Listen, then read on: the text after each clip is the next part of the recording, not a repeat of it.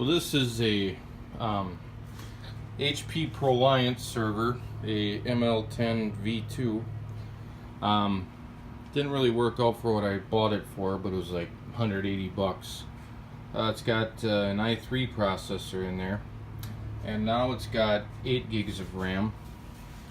So now I've pretty much turned it into my third gaming computer. I had some extra parts laying around, so I wound up throwing them in here. Of course, it needed some modification, but turn the key here. That unlocks the panel.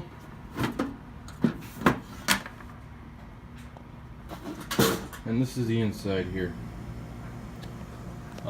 Heat sink for the i3. It's got some kind of plastic blower system. The fan's actually here, so it sucks air through the front, up through the heat sink, and then out. So obviously that caused some problems when I was putting the graphics card in. So, so that did cause some problems. There's the extra stick of RAM I bought. RAM's up there, hard drive bays. This whole front piece comes out. But as you can see, I put a GTX 960 in here. It doesn't have much expansion room at all. So what I had to do was chisel a hole in the plastic so I could fit the power connector through. So that was part of the problem, why I couldn't just plug and play everything. Did need some modifications to work, so you take that off. Plus the power supply is proprietary, so that was another thing I was worried about, but it seems to have enough power, so I had to get this adapter, 2 Molexes to the 6-pin PCIe adapter. So that was a problem I had. Couple bucks fixed that. So this is the air chamber. I don't know what the actual term is, but and there you'll see the GTX 960. Takes up quite a bit of room in there.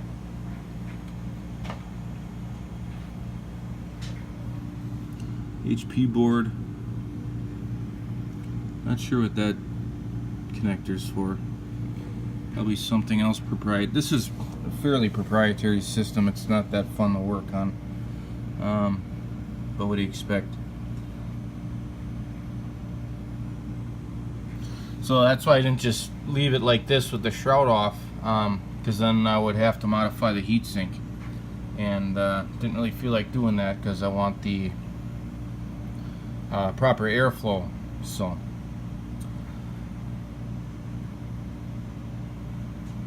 what I'm going to do now is I only have a 128 solid state in there, so I'm going to put this old Samsung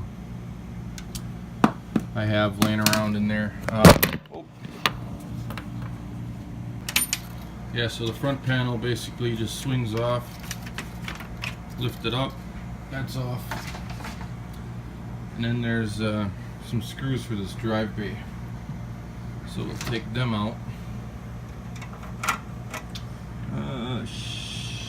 Sugar security type bits. Look at a flathead. Alright, screws are out. Grab the caddy, pull that out. See, I've got a little adapter in there to adapt down to SSD size. I've got a like 100 gigabyte Intel in there now. That's got to go. A little too small for my taste. And since I got that Samsung laying around and I'm not using, might as well use it. Just getting more obsolete. Spent a lot of money on that actually back in the day. So there we go, just powered it up. Got her all buttoned up again. I didn't put the side panels on yet.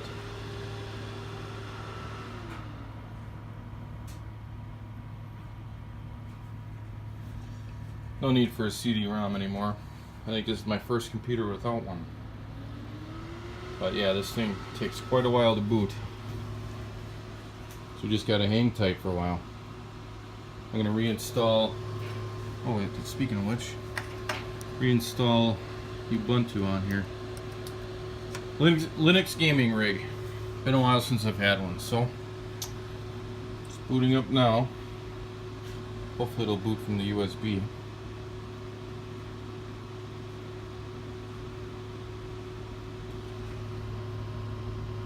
i3 4150.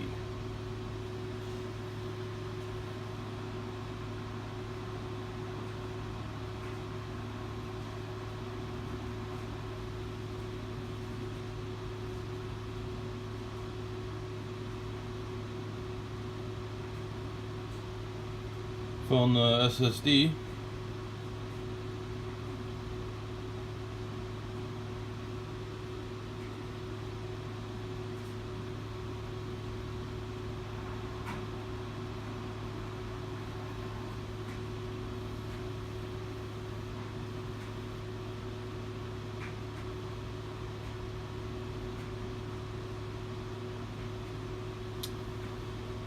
Yeah, this thing takes a while. We're already a minute into it.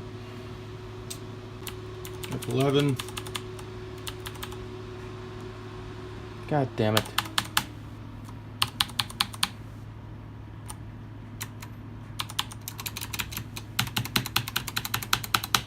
Okay, I had to spam the F11 key and finally got to the boot screen. So, we want a one-time boot to the USB drive key.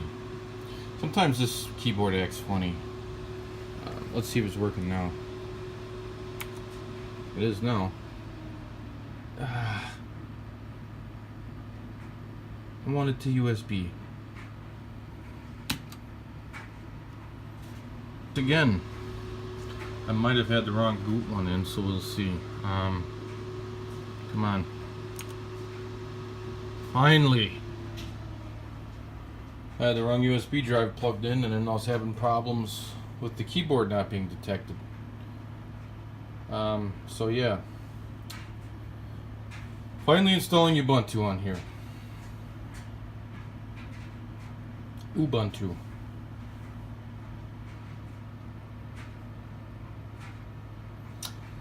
So yeah, F11 key, then boot to USB. Helps if you have the right one installed and your keyboard's working. So I'm not going to go through this, but we'll get her going.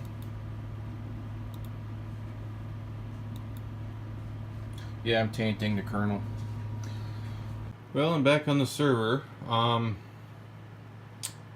installed Windows on it now, and I ran some 3D Mark benchmarks.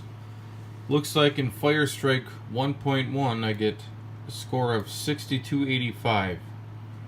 I'm using the NVIDIA EVGA GTX 960 for the Win edition on my Intel i3 4150, and let's see. Where did they put it here? 8 gigs of RAM in here. Here, detailed scores. So the graphics score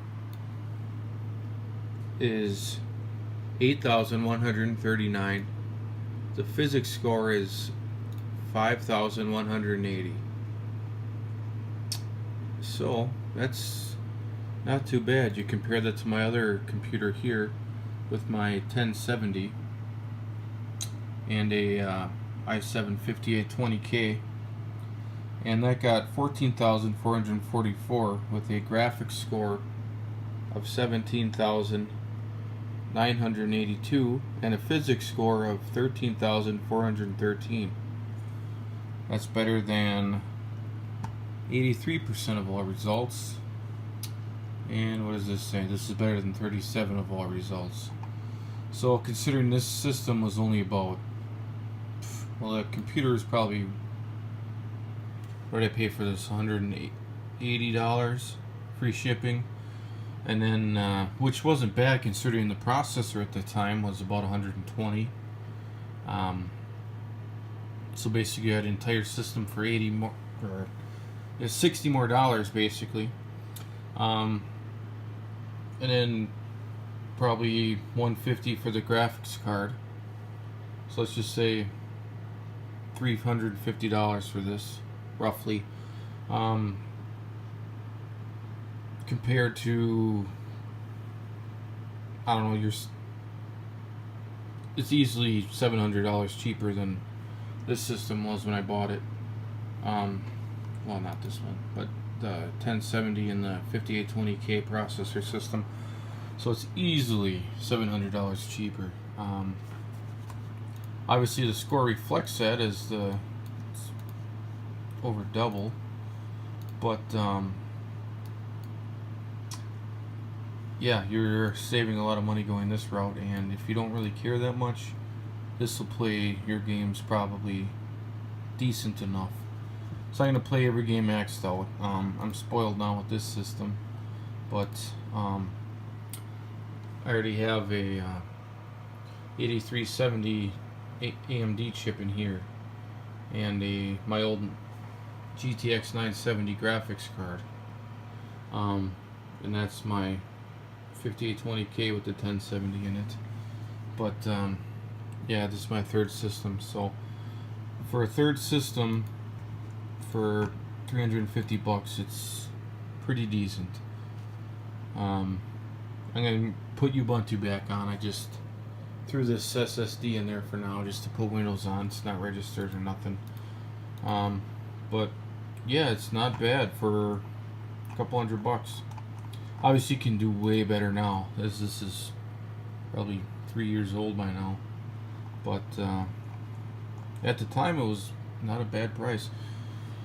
A couple years ago, it was a better gaming terminal for the value, but what are you gonna do? I just finally got around to making a video. Well, I was gonna make it into a server for storage, but it did not like any RAID configuration I gave it.